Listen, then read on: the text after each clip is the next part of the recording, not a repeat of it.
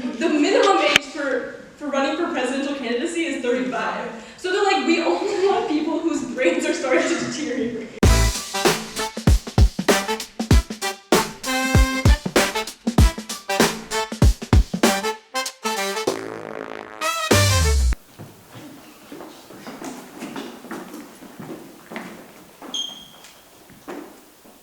I am actively following the presidential campaign.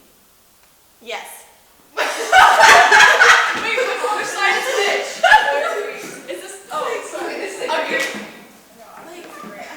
I'm so sorry.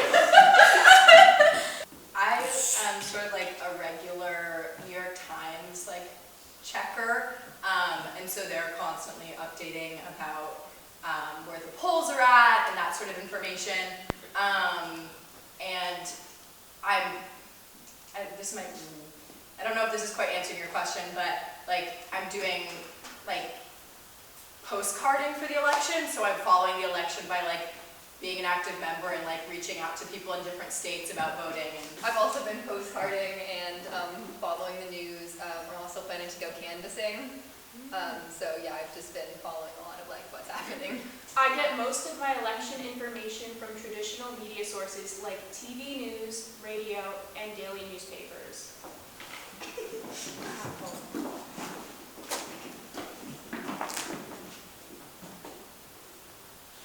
A lot of times I'll see something on social media that'll spark my interest, and then I'll go into the actual sources that are more credible. So that's why I'm here, not over there.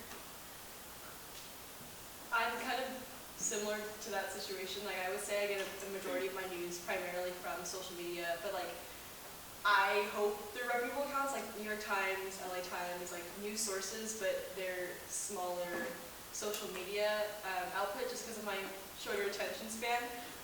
But oftentimes when I do see something that I might doubt or want to learn more about, I'll actually search it up and look for more information on the same topic. But I wouldn't say I go straight to newspapers for primary information. I think I get a lot of information from newspapers and more reputable sources, but I think it's also impossible to avoid getting any information from social media or from my friends, people I know, so I think that's, why I'm not that fully agree. I make an active effort to seek a variety of news media platforms and perspectives.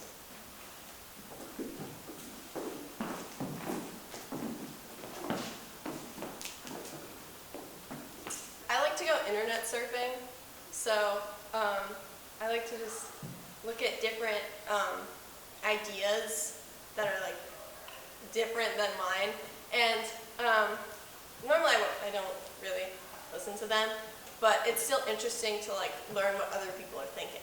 I think in terms of the election, it's kind of harder for me to dive deeper into it, knowing that I can't vote.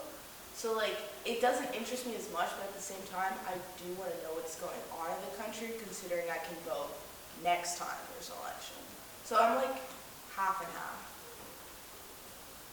I sort of agree with what Saba was saying, that in the New York Times, I'm looking at people that write op-eds that oppose my view and people that write op-eds that agree with my view, and I'm reading both of them.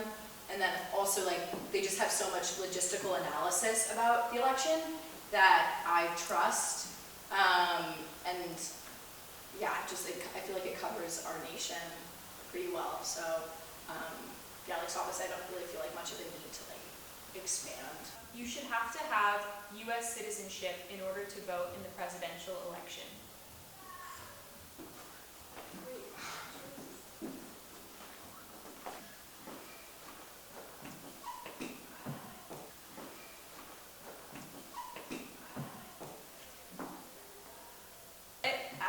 At first thought, my thought was to go that way, but what's primarily leading me to stay on this disagree side is that there are plenty of people who are affected by the politics of our country and will be affected by whichever president is elected who are not citizens. And I think anyone who is affected by a certain policy, based off of our country's values, has the right to contribute and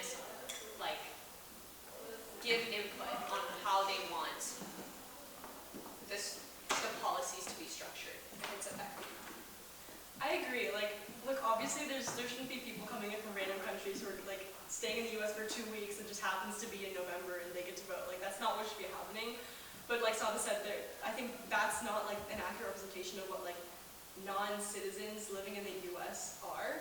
I think that there's a lot of people who, like, the only reason why they are US citizens is because US citizens are voting on policies that are keeping them unable to become citizens. So they're not like unqualified because they're bad people or like un-American. They're unqualified because Americans are saying that they are and voting for people who say that they are.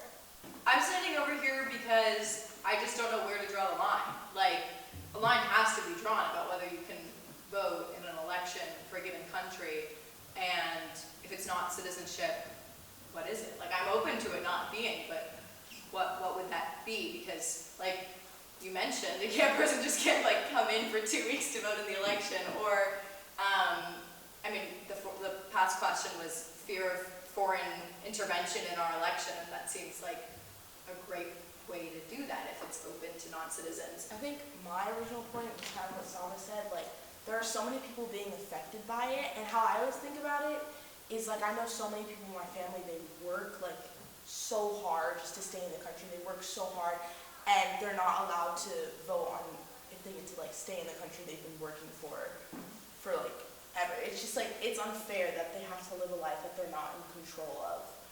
And people usually have a stigma towards, like, immigrants just being here. They're just like, well, you guys shouldn't be here in the first place. Why are you complaining about how you get control? It's just like, that's inhumane, I fear. So. I definitely agree, and I also think that it's incredibly complicated to become a U.S. citizen. And so, yeah, like there are so many people who will be affected by the decisions made in elections, but the process of becoming a citizen takes so long and so much work that it's relevant to them now to vote in the election. There should be age limits for presidential candidates. Oh!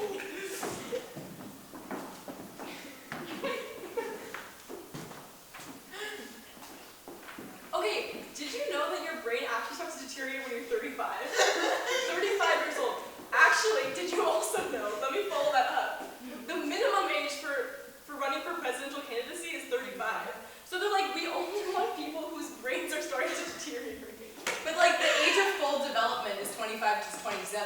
Okay, so anything below 25 to 27. There's a minimum age. It's 35. Yeah, exactly. So why should there not be a maximum age? I feel like the same way you're not mature enough at a certain point to like run the country, there's also a point that you reach like not that it's bad, it's inevitable and it's a part of life, but there's a point that you reach where you are not mentally or physically or emotionally capable of handling that big of a responsibility. And in other situations it may not be as big of a deal, but really like in a lot of ways our lives can be in the hands of these people in certain ways. And like it just doesn't make sense to me. How do we have someone, like, controlling our future, but they're not even going to be alive then? Like, I just feel like that's my biggest point. That's my biggest, like, problem. It's like, I hate having these people make all these laws that, or not even laws, just make all these decisions that are going to affect us for who knows how long, but they're not going to be there to live it. The electoral college system should be abolished in favor of a popular vote for presidential elections.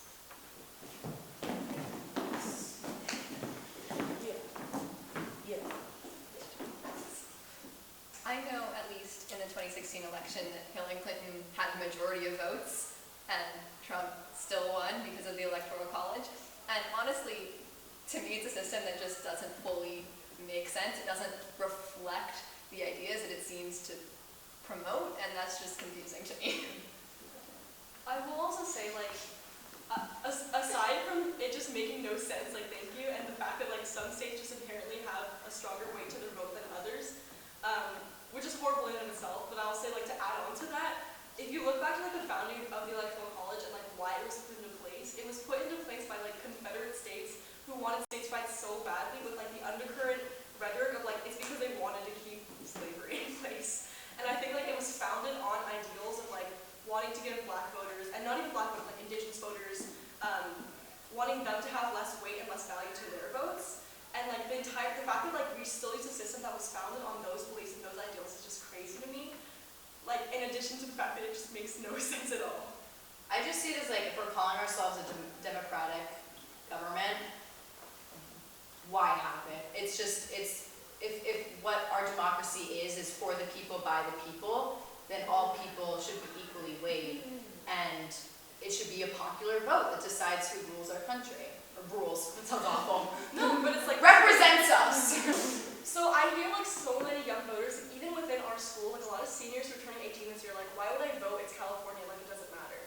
And the Electoral College directly is what makes so many voters think that their votes do not matter, and it's why people don't give a It's why people don't care about educating themselves about like voting and like registering to vote. It's because of the Electoral College. There should be more focus on third-party candidates in the 2024 election. Not even just 2024, like I feel like in general, the two-party system is so limiting and at the same time so polarizing. And the fact of the matter is there is not a binary of ideas. Like there is not, you can't be like, you can't have your values perfectly aligned with Democrats or perfectly aligned with Republicans. And it makes so much sense to have so much more parties because we're just like a very diverse country and everyone has like multifaceted, multidimensional, just diverse opinions. The one instance in which the Electoral College is beneficial for like maybe just California voters or like people who live in blue states. And I'm using this as my opportunity to like pander to any Westridge students or like non-Westridge people who are voting this year who live in California. Again, because it's such a low probability that California is going to turn blue. Like I personally turn red, yeah, sorry. Or not be blue. I personally think it's so important for us to be promoting Green Party candidates. And like if I were voting this year, I would be voting for Jill Stein, who is a third party candidate. She's an independent. And a lot of people say so, I'm throwing away my vote and it doesn't even matter, which is true. She's not going to win California or the presidency in general. We know that and I know that. But the fact of the matter is like the reason why Green Party candidates have been doing so poorly, like historically, empirically for forever, is because they get no funding for their campaign. And if, I believe the number is like 5%, if any Green Party candidate gets 5% of the federal or the popular vote this year, the next cycle, the Green Party will get federal funding. And I think that it's so important for us to like, and that's not like widely available information because the Democrats and Republicans don't want people not voting for them. And because they receive all of the funding like from private organizations as well as like federal funding, that's why it's always one of the two. But there are other options, they just don't have the opportunities to rise because no one knows to be voting for them or supporting them. That's beautiful, because she's looking at like a future that is not available now, but could be in the future. So thank you for mentioning that. You're welcome. Yeah, I didn't know that. I agree with that, and I agree with basically everything you said, because so if I could be in the middle, I really would. But I just think that when we talk about this election in particular, in this, what is it, like month that we have until the election, like, yeah, like Mike was saying, like, we really need to focus on the fact that the people running now are have a chance of winning are the Republican and Democratic candidates. And while I want that to change in the future, when we look at it right now, like, it's important that we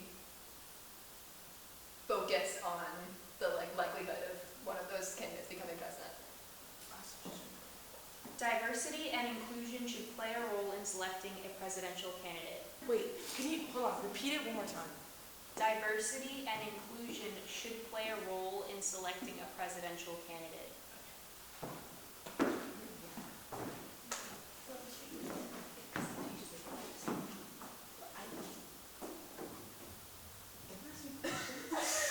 Selecting, no, I don't think. I think giving a diverse group of people the opportunity to have a platform and to advocate for themselves as a candidate is absolutely, like, I'm all for that. And I think the fact that so many people are disadvantaged from the very first steps is really important to address. But I think when it comes to selecting a candidate, the most important thing in a place that is, or in a country that is democratic, is the views of the people. So I think it should not outweigh kind of what the people want. Can I ask for clarification about the prompt? Selecting as in like voting for? Because if we're talking like, Yes. okay. I have more of a question about the vagueness of should play a role in, because I think that like, I believe we should have representatives that have varying opinions and diverse opinions, and so like, I feel like it should apply in that way. But I totally agree with what Sampo was saying, and that it like comes down to what the people want. I guess what I was thinking about was like, actually, never mind. I think when it comes to diverse, I always think not like opinion, but more experience. Because like, if I were to choose someone like, okay, like Trump or Kamala, I think I would rather go with someone who actually understands what it's like to be a person of color in America, as a person of color in America, rather than someone who doesn't get it, gets misinformed about the real experience, or just doesn't understand it whatsoever, and kind of makes all these claims that people believe, and then misinforms other voters, and then it just all crashes and burns. But at the same time, there are so many other ways that people, like, I agree, like, it shouldn't just be based off diversity, it should be based off, like, other things. But in that sense, I'm always going to choose experience over misinformation. Regardless of which candidate wins, I am confident there will be a peaceful transition of power.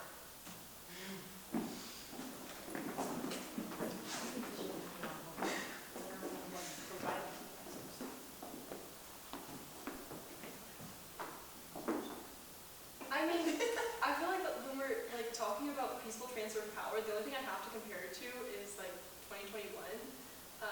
And in that case, it was like transitioning from a Trump presidency to a Biden presidency, in which case like Trump was the one who was saying like misinforming the public, disinforming the public, purposefully enticing people to go and storm the Capitol, and in the process harming a lot of people and also harming our democracy as a whole.